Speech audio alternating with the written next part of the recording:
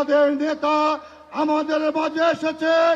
আমরা বিশ্বাস করি আগামী দিনে তারেক রহমানের নেতৃত্বে বাংলাদেশের প্রধানমন্ত্রী উনি হবেন।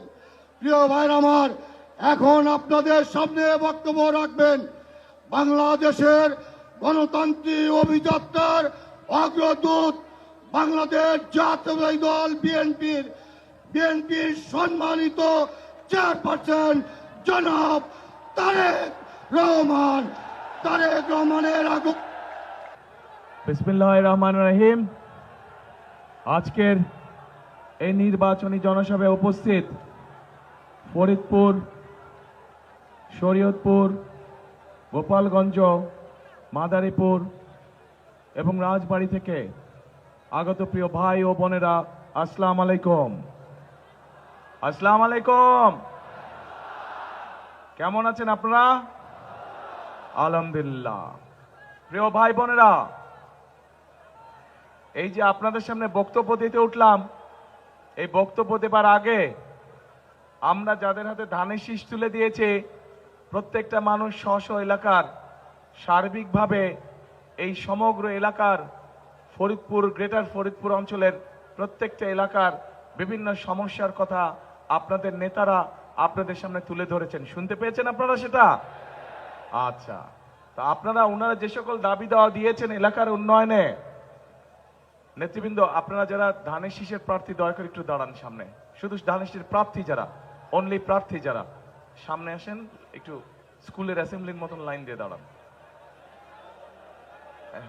হ্যাঁ, দাঁড়াও, লাইন করে দাঁড়া যাও।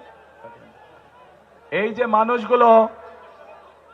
যে মানুষগুলো প্রত্যেকটি এলাকার জনগণের এবং এলাকার সমস্যার কথা বলেছে, ইনারা যেই সমস্যার কথাগুলো বলেছে, আপনারা কি সেই সমস্যাগুলোর সাথে একমত? কি ভাই, সকলে একমত? আচ্ছা, তাহলে এই মানুষগুলোর দায়িত্ব হচ্ছে যে আপনারা তাদেরকে নির্বাচিত করলে পরে ইনশাল্লাহ তারা এলাকার সমস্যার সমাধান করবে, তাই তো নাকি? কিন্তু সমস্যার সমাধান করতে হলে তো প্রথমে আপনাদের একটা দায়িত্ব আছে। কি সেটা? হ্যাঁ, শুনি না। কোথায় ভোট দিবেন? কোথায়? রাইট, ধানের শীষে যদি ভোট দিয়ে এদেরকে জয়যুক্ত করেন, ইনশাআল্লাহ বিএনপি সরকার গঠন করলে এই মানুষগুলো এলাকার জন্য কাজ করবে এবং এদের পিছে আমি দাঁড়িয়ে থাকবো যে কি হলো, কাজ করো না কেন তোমরা। কাজে আপনারা একটু ধানের শীষ উঁচা করেন, আপনাদের হাতে ধানের শীষলা। এদের সকলের হাতে আমি দলের পক্ষ থেকে ধানের শীষ তুলে দিয়ে গেলাম। 12 তারিখ পর্যন্ত এদেরকে আপনারা দেখে রাখবেন। নির্বাচিত হলে পরে ইনশাল্লাহ 13 তারিখ থেকে এদের দায়িত্ব হচ্ছে 24 ঘন্টা আপনাদেরকে দেখে রাখা। প্রিয় ভাই বোনেরা, একটু আগে এখানে আমাদের ফরিদপুরের নেতারা, ফরিদপুর জেলার নেতারা একটি দাবির কথা বলেছে, দুটি দাবির কথা মূলত বলেছে। এক, এই ফরিদপুর শহরে সিটি কর্পোরেশন করা, এবং 2, ফরিদপুরকে বিভাগ করা। তাই তো নাকি?